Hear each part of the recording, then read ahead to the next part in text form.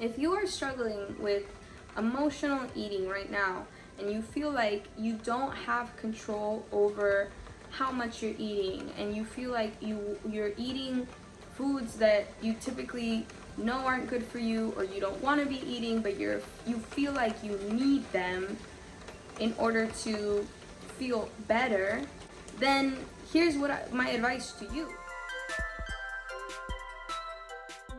Greetings and welcome to my video. So today we're going to be talking about emotional eating. I'm making a whole series of videos on this topic because it's very misunderstood, and I feel like I have a lot of knowledge and wisdom to share because I have struggled with this for over 10 years, and I feel like during those 10 years I made so much progress and so much growth, and I feel like I'm ready to share it with you guys. You want to say hi to our friends on YouTube?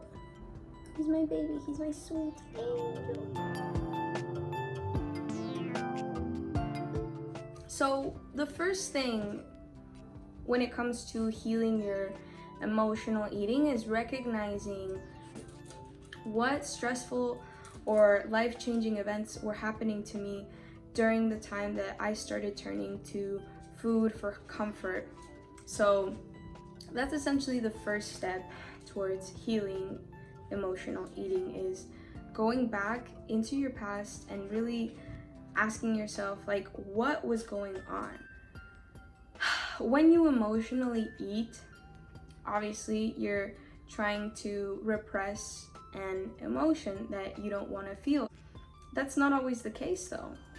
Sometimes even positive emotions can elicit overeating or even emotional eating.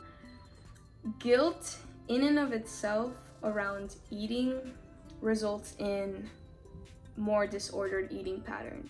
It's important to let go of any guilt around food, because at the end of the day, the more you hold guilt in your body, the more other negative feelings and thoughts will breed in that ground and cause you to feel even worse about yourself and cause you to even eat more. The core of your emotional eating is your emotional state.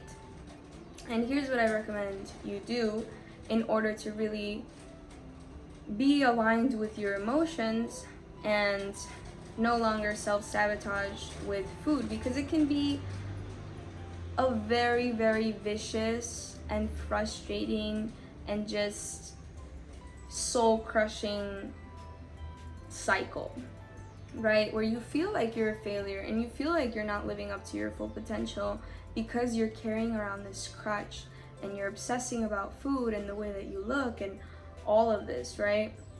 So here's what I recommend.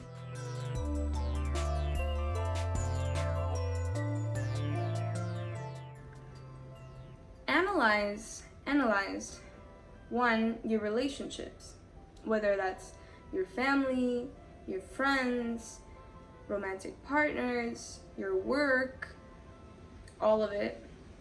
Really pinpoint what stressors or what stress your relationships are provoking in your life, you know? And sometimes you might realize that, oh my goodness, like this person puts me down, or they talk about my body a certain way, or they're always bringing around junk food, or they don't respect my dietary choices. And it doesn't even have to be around food. It could just be like, oh, this person's always fighting with her boyfriend next door to me, and that causes me a lot of stress. Or this person, every time I talk to them, it seems like they're judging me. Whatever it is, analyze your root feelings towards each and every one of the relationships you have in your life.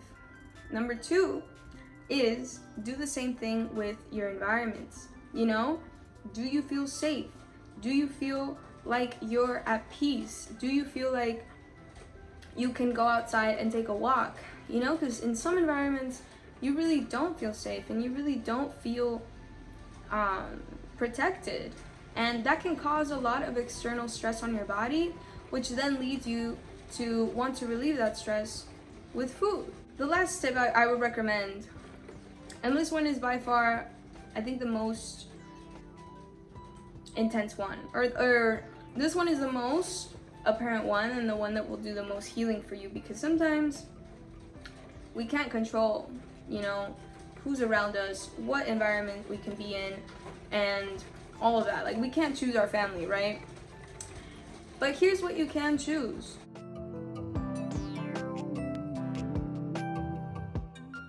So number 3 is recognize whether or not you are objectifying your body and yourself and your self-worth. Are you placing your entire worth upon looking a certain type of way for others? You know, we are so much more than bodies. We are so much more than our image. And if we start placing all of our external value and happiness and self-worth on that, we will feel like a total failure, and we will feel depressed, and we will feel sad, and we will feel totally dissatisfied with ourselves, and we will underestimate and minimize ourselves in the world. So here's the cure to that. The cure to that is knowing what you have in here. I don't know what that is. I don't know what that is. Maybe like a rash or something. But knowing what you have in your heart and knowing what you have up here.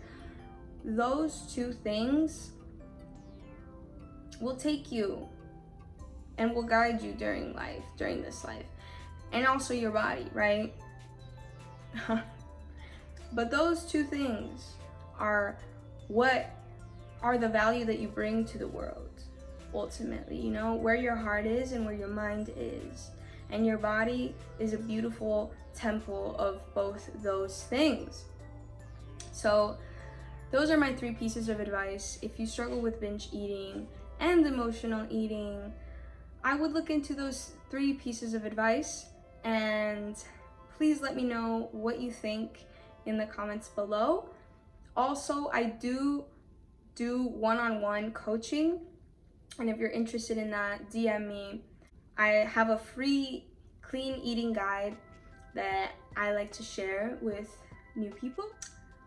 Stay grateful, stay hopeful, and you will heal from this. I know it because I've healed a lot of aspects around emotional eating, and I know that you can do it too. That's the video, everyone. Thank you so much for watching, and I will see you in the next one.